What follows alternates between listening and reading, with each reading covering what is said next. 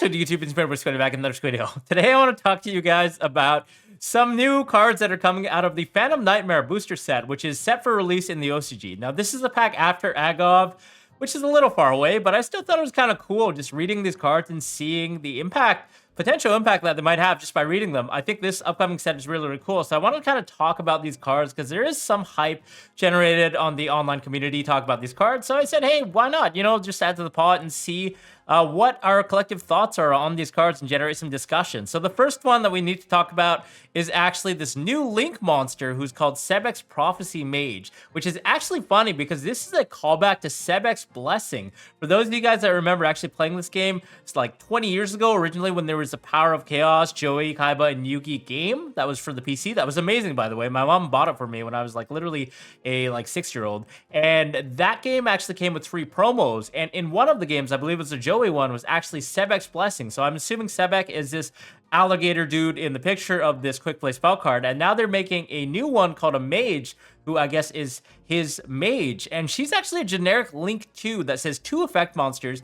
And notice how these arrows are actually really nice for once. We haven't had any generic Link 2s with these type of pointers in a while, right? Like most of the times the pointer has just been like 1 down, if even. But I mean, the Link arrows don't really matter now that we're back on Master Rule 5 with the new rules, not having to summon our stuff in the Link arrows. But more importantly, this effect is relevant because she says, when this card or a monster you control that this card points to inflicts battle damage to your opponent, you can gain that much life points. And then the second effect, which is trigger, is if either player gains life points, even during the damage step, you can actually make both players take 1,000 damage. So this card, although seemingly innocuous enough, actually pushes for game a lot of times. The fact that she has 2k on a generic Link 2 body is actually pretty fat. I mean, there are not a lot of generic Link 2s that actually have over 2k attack.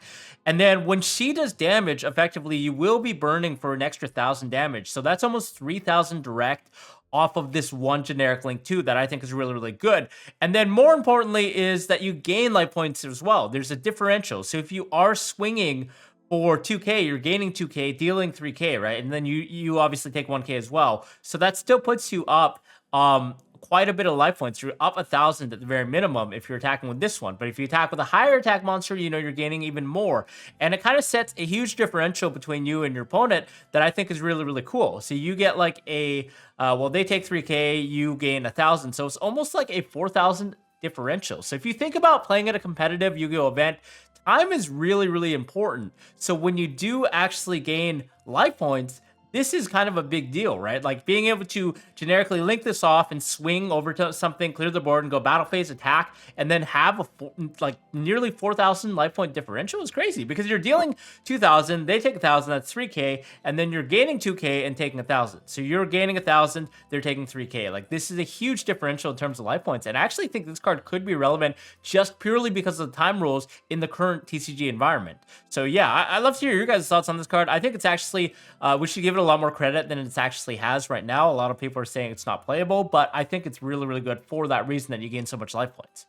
The next card is this card that was just spoiled today. It's actually another Link monster that's quite generic. She's called Prisoner Princess of Fruitful Flames. And it's funny because this card is actually getting released in Master Duel at the same time as the OCG, which is a first.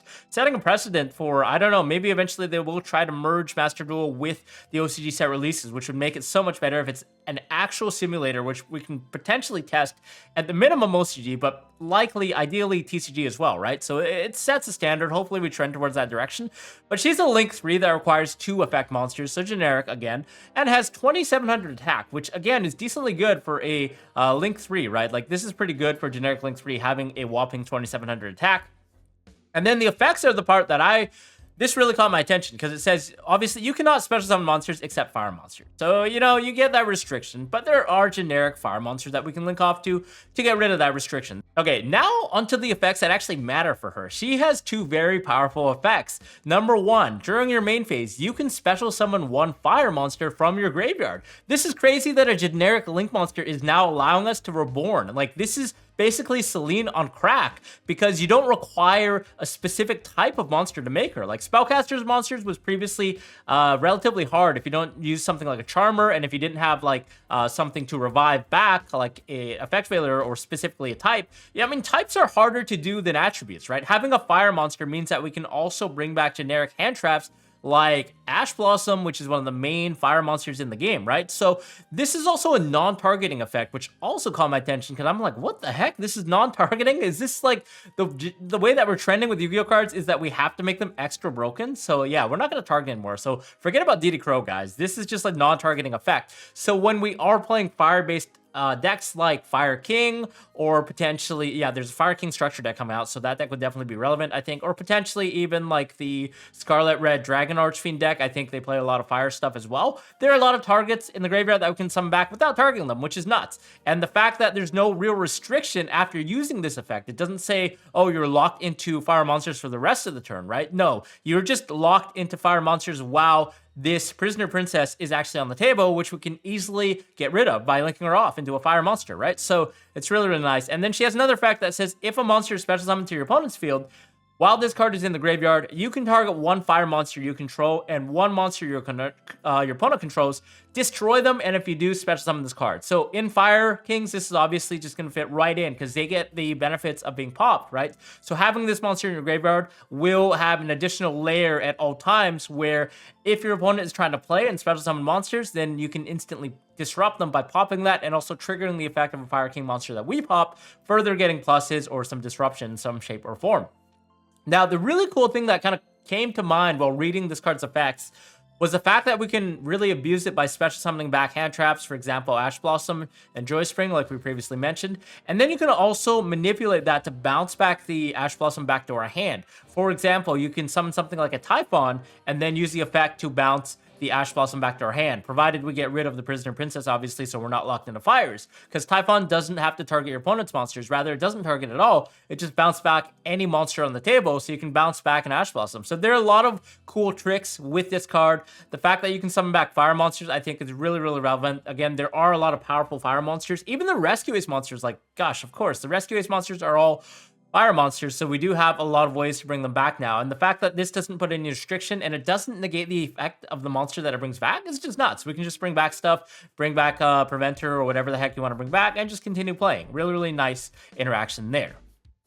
Okay, so the next card was a counter trap card that was spoiled a couple of days back. It's called Iron Lightning Strike. And this is a counter trap card that says when a monster's effect or a spell or trap is activated on the field, pay half your life points, negate the activation, and if you do, destroy that card. Then, if a card was in the monster zone or the spell and trap zone of that card's column, destroy them. So this card, everyone thought, wow, this is a power creep Solemn Judgment because now you're able to actually chain to a monster's effect. That was previously a drawback of Solemn Judgment because it doesn't deal with monsters that are already on the field. It doesn't deal with hand traps, doesn't deal with monster effects activating elsewhere like in the graveyard and the banished zone.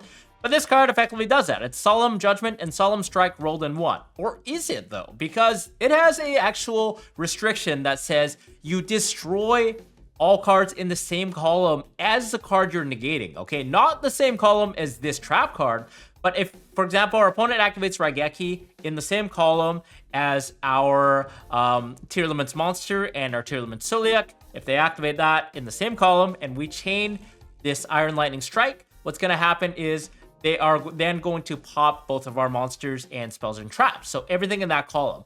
So this is a critical drawback because the existence of this card will prompt better players to actually activate cards in the same column as your cards, especially when they don't have a monster on the board, meaning that they don't have to be worried about something like a set infinite impermanence, right?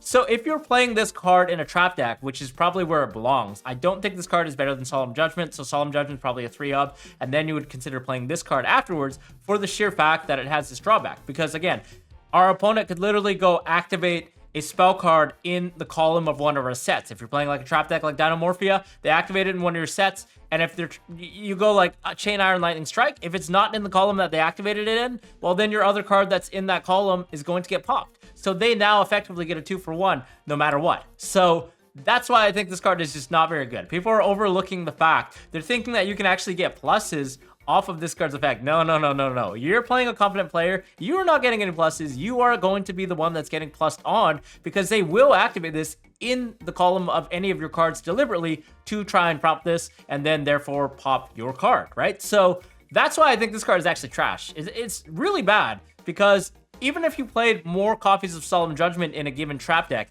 you would probably rely on other good counter traps like Solemn Strike or maybe even Solemn Warning. Probably Solemn Strike though, right? Because Solemn Strike negating monster effects, which is like a crucial part of this game, is probably the best thing that you can do. I mean, I could maybe see an argument for running this card over something like a Dark Bribe because that card also gives your opponent pluses and this card kind of does the same thing. But instead of kind of giving them a potential draw to draw into something to out your floodgates, you just pop one of your own cards instead. But I just don't think this card is very good for the sheer fact that any good competent player just plays right into it and then punishes you for activating it by having other cards on the field as well, right? Like obviously if you have this card as the only card on the field, then sure, it gets a lot more value. It's probably a better Solemn Judgment at that point, but the chance of that happening is none because you're probably losing anyways if you're playing a deck that only sets this and passes.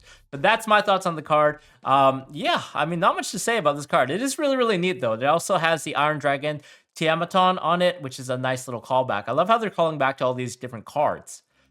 Then the last card I kind of want to talk about quickly because I know a lot of people have already seen this card, but it's called Retromorphosis. This is a play on Metamorphosis, which as you guys all know have been banned since Goat Control because that card is busted. You tribute a monster to special summon a monster from the extra deck. Well, this happens to be the reverse. It's a normal spell card that's a hard once per turn. Thank goodness they did that and had the foresight to see that this could potentially lead to some crazy loops, but no, it's hard once per turn.